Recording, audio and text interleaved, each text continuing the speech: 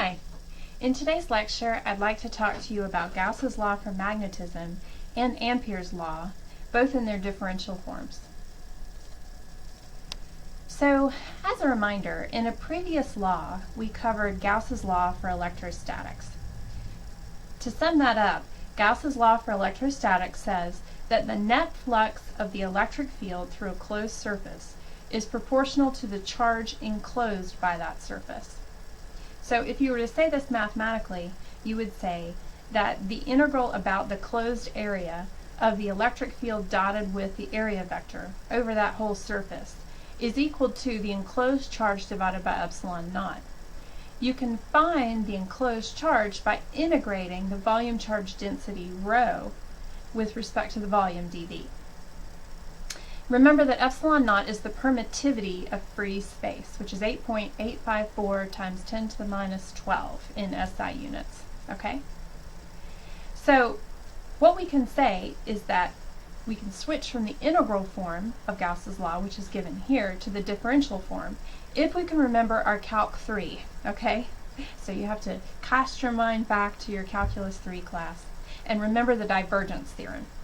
So the divergence theorem says that if you have a vector field, in this case the electric field vector, so if you do the integral about the closed area of E dot dA, then that's equal to the dot product of the gradient vector, which I'll sometimes call del dot E over the volume.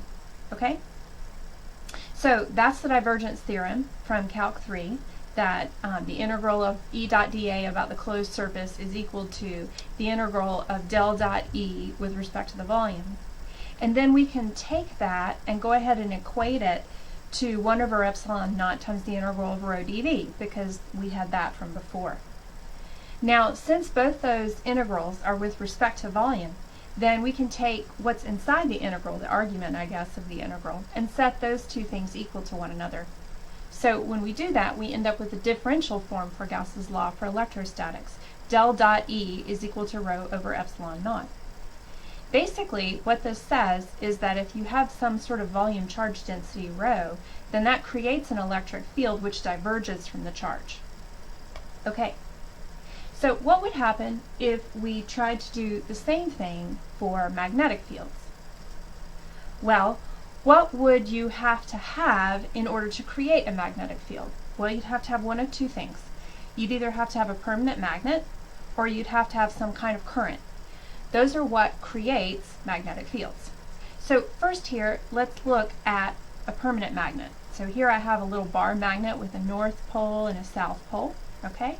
And you can see what the magnetic field looks like from that bar magnet. It comes out of the north pole, and it makes loops and comes back around and loops back to the south pole. So magnetic fields from permanent magnets make these loops. Alright, well let's say that I had a Gaussian surface and I could put it anywhere. I've got a couple of possibilities here in orange colors.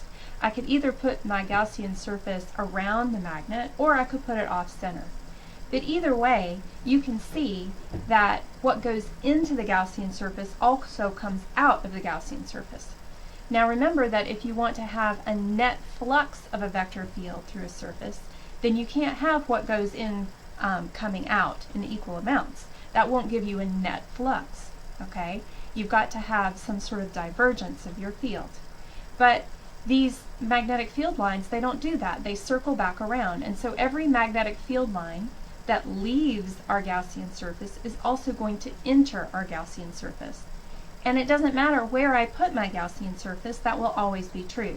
So I could center it around the magnet, or I could put it off to the side and not have it concentric around the magnet, and I get the same thing. So basically, if we tried to write Gauss's law for magnetism, we would have to say that the integral of the magnetic flux over the closed surface, or the integral about the closed surface of B dot dA, that equals 0, because what goes in comes out. Okay? There's no net divergence. And this is because there's no magnetic monopoles. Okay? North poles and south poles always come together. So if we're to write that mathematically in terms of the using our divergence theorem, then we would write that the integral of B dot dA is equal to the integral over the volume of del dot B, but then both of those things equal 0. So I could also write del dot B equals 0. A way to say that in English is magnetic fields don't diverge. They always loop back on themselves. Now, would that be true for currents too? I've shown here the example of just a bar magnet. But if I look at current configurations, I can see that it gives me the same thing, right? If I have a long straight current, I get my magnetic field making circles around the wire. According to my right-hand rule, it makes little circles around the wire. So no matter how you drew a Gaussian surface around that, you'd still get what was going in coming back out. And then if I have a current loop like this, then my magnetic field looks a lot like the magnetic field for a bar magnet. And so yet again, I'm going to get del dot B equals 0 because magnetic fields always make loops near their sources, okay? So since magnetic fields loop back on themselves and they don't diverge, there's not going to be any net flux for a Gaussian surface, and so we'll always have del dot B equaling 0. And of course, another way of saying that, yet again, is there's no magnetic monopoles. All right, so that's Gauss's law for magnetism. Now let's review Ampere's law and talk about the differential form of Ampere's law. Remember, Ampere's law states that the line integral of the magnetic field around a closed loop is proportional to the current enclosed by that loop. Okay? So the way that we would say this mathematically is that the line integral of B dot ds around a closed loop is equal to mu naught, the permeability of free space, times the current enclosed by that loop. Now remember that mu naught is 4 pi times 10 to the minus 7 in SI units. We've already defined the current density, J, and the current density, J, is equal to the current, I, divided by the area, okay? So if you integrate J dot dA, then that would give you the current enclosed by the loop. So here we see a little example where you have a long straight wire, right? And here you have your loop is the circle, the green circle that's enclosing that long straight wire. And so the current density would be the current that runs perpendicular to that area vector there, okay? So here, my current density, if this is my loop, if my fingers here in my right hand, these 4 fingers are my loop, this is my current, my area vector points in the same direction there as my current. And so the dot product of those two things over the closed loop for that area gives you the right-hand side there. Okay? So that's Ampere's law in its integral form. So what's the differential form like? Well, we have to first write our integral form. The integral of B dot ds around that closed loop, okay, is equal to mu naught times the integral of J dot dA. And then yet again, we have to cast our minds back to Calc 3. And Calc 3, particularly Stokes' theorem, tells us that the line integral of a vector field around a closed loop is equal to the curl of that vector field integrated over the area. Okay? So, the integral of the closed loop, line integral of B dot ds, is equal to del cross B dot dA. So that's Stokes' theorem. And then we go ahead and take that and set it equal to mu naught integral of J dot dA. Now we can see that the arguments of these two integrals, see they're both area integrals, surface areas, right, around that for that closed loop. It's the surface area integral of that closed loop. And then you can see that del dot B has del cross B, has to be equal to J to make the arguments equal. So therefore we can say that the differential form of Ampere's law is that the curl of B is equal to mu naught, the permeability of free space, times J, the current density. So that's the differential form of Ampere's law. But I find it's always useful to think about what these things mean in words, in plain old English. So what does it mean in English? Well, remember that in English, a curl mathematically measures the direction and magnitude of a vector field, right? How much it curls around. So the direction of a vector field is the, in this case, is the rotation axis. okay? So what axis is it rotating around? And then the magnitude, how much is it rotating around that axis, okay? So what it measures in English, Ampere's law is just saying that if you have a current, or a current density J, that causes the vector field B to rotate around it. So currents establish a magnetic vector field that encircles them, right? And that's what it says in English. Del cross B is equal to mu naught J. Okay? Okay, so example problems are always worth a million words. This one is from Purcell and Morin. Okay? So here we go. A volume current density J, which is equal to Jz hat, exists in a slab. So we have a slab of current. This slab sits between x equals to minus b and x equal to plus b. So in the figure here at right, the current is coming out of the page in that figure. Okay? Now, it's finite in extent in x, but it's infinite extent in all other directions, the y and the z. So you have this infinite slab, right? In addition to the slab, we have a surface current density, and this is curly J, and it's equal to 2bj, and it points in the minus z hat direction on the plane at x equals to b. So here, the lightly shaded gray regions here is the slab, and then the very dark line corresponds to the surface current density. Okay? So that's how it's labeled in our figure. So given these current densities, we're going to use Ampere's law to find the magnetic field as a function of x inside the slab. And then we're going to use the differential form of Ampere's law and verify that it's true that del cross B is equal to mu naught J inside the slab. Alright? Here we go. Now, you're going to have to apologize. My drawing skills in PowerPoint are limited. In fact, my drawing skills in general are quite limited. I am not an artist. So you're going to have to deal with my chicken scratch, and that's just how it is. Alright. So first let's think about the slab. Okay, I'm going to solve for what the magnetic field is like due to the slab, and then I'm going to solve for what the magnetic field is like due to the sheet. And then of course, since magnetic fields obey superposition, I can just add the magnetic field for the slab to the magnetic field for the sheet. Okay? And then we'll end up with a magnetic field inside the slab, which was the focus of part A. So that's how it's going to be. So first consider the slab. What would it be like to have an infinite slab of current, right? What would that be like? So what I imagined is a bunch of wires, right? And the wires are all stacked, very tightly packed on top of one another, all right? Now in this case, their currents are coming out of the screen at you, which I've represented with little dots here.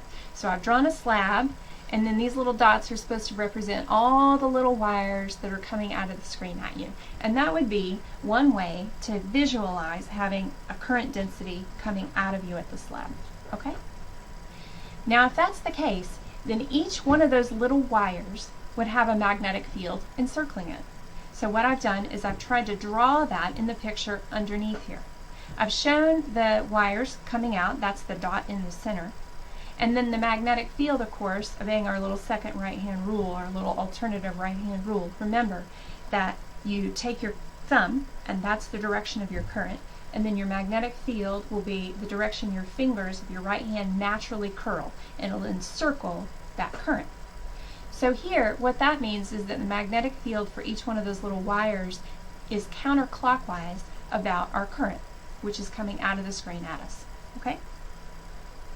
Now you can see that if you have an infinite array of these things, I've just drawn 4, but try to imagine an infinite array. What's going to happen is that the little currents which are directly underneath one another, you see, that creates magnetic fields that oppose one another, right? So you can see here that, for example, on the left I have one on the top and one on the bottom. The magnetic field from the one on the top is pointing right at the same place that the magnetic field from the one on the bottom is pointing left. And so that means that all the x components of my magnetic field from this infinite array would cancel one another out. Okay? And that's because you're infinite in extent in y. It doesn't end in y. So for every little current you can imagine coming out, there's another one on top of it, and another one, and another one. That's not the case for the x direction, okay? The slab is finite in extent in x. So if you can imagine this, the one dead center, yeah, the one on the left would cancel out for the magnetic field from the one on the right, but there's not always going to be another one on the left and the right because it's finite in extent in x. So what that means is that as you approach the end of the slab, you're going to have a net magnetic field downward on the left-hand side. And that's because once you reach the very edge, the magnetic field from all the little loops, they all point downward. And they're going to add together, right? They're going to obey superposition and create a net magnetic field downward on our left-hand side. Now on the right-hand side, it's the same idea, except the net magnetic field on the right-hand side points net up, okay? So what I envision is all other components in the magnetic field canceling out, and we're just going to have a magnetic field in the y direction, which points down on the left and up on the right, okay? Hope that makes sense to you. But if it doesn't, pause the video, stare at it for a little while until it does. Okay, so this kind of thinking guides what sort of Amperian loop I'm going to set up so that I can apply Ampere's law and solve for my magnetic field. So given what I just said, that it points down on the left and up on the right, I think the best choice would be a rectangle. Now I'm going to put my rectangle inside of my slab, and I'm going to center it in x at the middle of the slab, okay? So that it's going to run from minus x to plus x, okay? And then the height isn't so important, but I put it at the origin, okay? So here's my Amperian loop. It runs from minus x to plus x, whatever that is, but it's inside the slab so that x is less than b, okay? And then it runs from minus y to plus y. Now, the y really isn't important because it's infinite in y, okay? Okay, so if I do the line integral of b dot ds around my little Amperian square here, I'm going to start in the upper right-hand corner of my Amperian loop, and I'm going to walk left, okay? Now, when I walk left, there's no magnetic field that's parallel to going left. In other words, all my magnetic field goes up and down, and I'm going left. Okay? Now remember that the dot product is b dot ds, and then when you take the magnitude of that, it's b ds cosine of theta, where theta is the angle in between your vector and your displacement. So since the vector is down and the displacement is left, then they're perpendicular to one another, and the cosine of 90 degrees is 0. So I get no contribution to my line integral from the top of that rectangle. Now I'm going to continue, and I'm going to reach my upper left-hand corner, and I'm going to start walking down. Now here my displacement and my magnetic field are in the same direction, so that I have the cosine of 0, which is 1. So I just multiply my magnetic field times my displacement ds. Okay? Now if I integrate over the whole downward part, the length of that is going to be 2y, okay? Because my rectangle runs from minus y to plus y. And so if you take the whole length there, I've got 2y. So my contribution to the line integral from that part is b times 2y. Now I'm at my lower left-hand corner, and I have to walk right. When I walk right, yet again, my magnetic field is perpendicular to my displacement, and so the contribution to the line integral from that part is 0. Okay? And now I walk up. Yet again, my magnetic field and my displacement are in the same direction. My displacement is the same magnitude as the left-hand side. It's 2y. So the contribution to the line integral from that part is b times 2y. So when I finish my integration about my Amperian loop, I get 4yb. Okay? Now, I set that equal to mu naught times the integral of j dot dA. Alright? So the area vector here would be the area of this rectangle. Since I can choose my area vector as either pointing in or pointing out, it just has to be perpendicular to the plane of my loop. I'll choose it so that it's in the same direction, so that my area vector points out of the screen, right? And so does my current density. And so in that case, j dot dA is just j, which is a constant, so I can pull that out of my integral, and then I'm integrating over dA. The area of my rectangle is 2x times 2y, which is 4xy. So when I evaluate that right-hand side of my Amperes Law, I end up with mu naught J times 4xy. So now what I do is take the left-hand side 4yb and set it equal to mu naught J times 4xy. Canceling out the 4's and canceling out the y, I end up with B is equal to mu naught Jx. Now the direction of my magnetic field, as you can see from the picture, it's in the y direction. Okay? So we have B is equal to mu naught Jx in the y hat direction. Note that since I centered my Amperian loop about the origin, that if I'm walking to the left, my magnetic field values give me negative x, which is negative, right? Negative y hat. So that would mean that my magnetic field would point down on the left-hand side, which is what I already knew. And if x is positive, then my magnetic field points up. So my magnetic field points up on the right-hand side. Okay? Problem solved. Okay. That's from this lab. Now let's talk about what the magnetic field is like due to the sheet, which takes place at x equal to b, that infinite sheet. Okay, so we have an infinite sheet of charge at x equals to b. Similarly to my idea from before, I imagine this as a stack of wires, one on top of the other, with the charge in this case flowing into the screen. So that's little x's in the center of my little magnetic field circles. Yet again, my magnetic field is going to, using my right-hand rule, encircle my little wires. So in this case, the magnetic field is counterclockwise around each little wire that I'm picturing. Now, as you can see from my little chicken scratch picture, yet again, if I have a wire on top, then next to the wire on the bottom, right, my magnetic field from the wire on top is going to point left at the same point where the magnetic field from the wire on the bottom is going to point right. And so all my x components to my magnetic field, they're going to cancel each other out. So that means that I'm just going to have y components to my magnetic field. I'm going to center my little Amperian loop at the sheet in this case. Okay?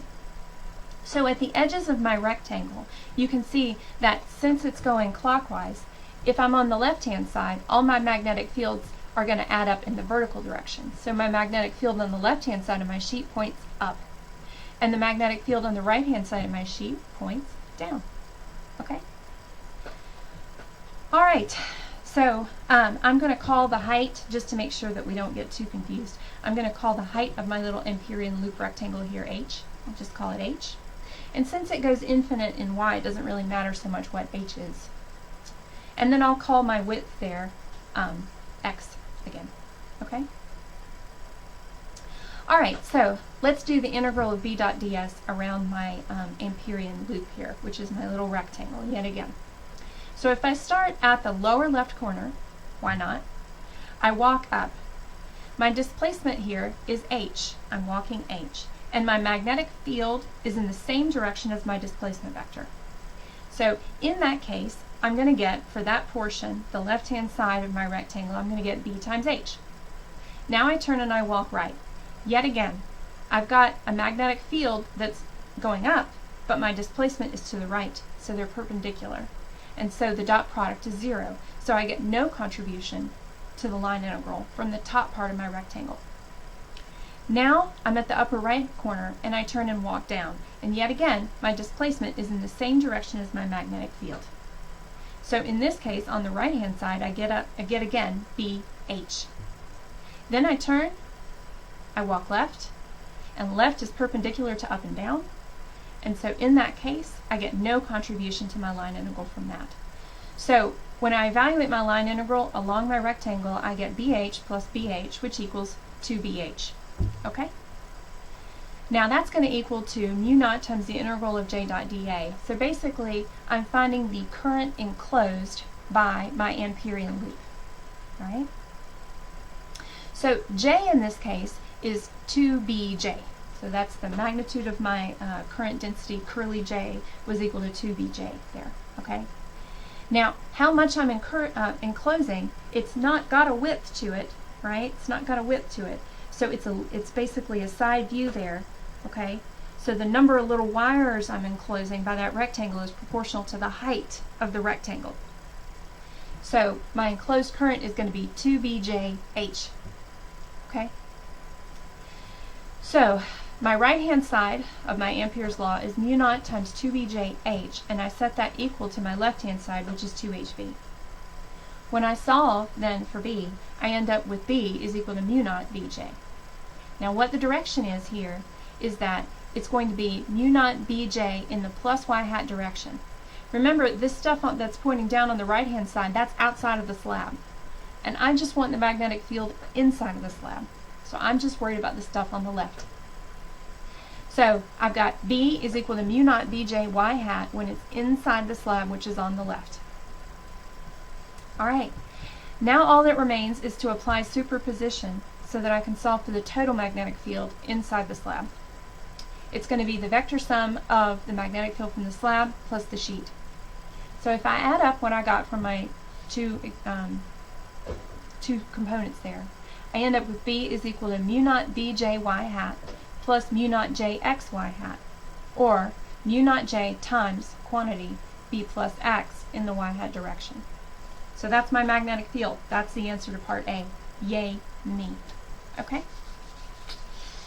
Alright, so now I am not going to do determinants and things like that in equation editor. I'm just not. No. So you're going to have to deal with my chicken scratch. Alright, I used my iPad, I entered it all using my Good Notes app, and here we go. Okay, to prove it.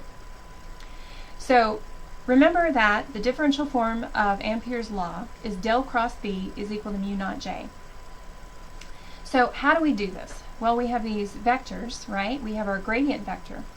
The gradient vector is the partial with respect to x in the x direction, plus the partial with respect to y in the y direction, plus the partial with respect to z in the z direction. And I'm sorry, I switched back to the notation of I hat, j hat, and k hat here in my notes. I'm just so used to it. I was trying to square with Purcell and Morin, but I went back to my Calc 3. Anyway, so here I hat, j hat, and k hat are what I'm using for my unit vectors in the x, y, and z direction. I apologize.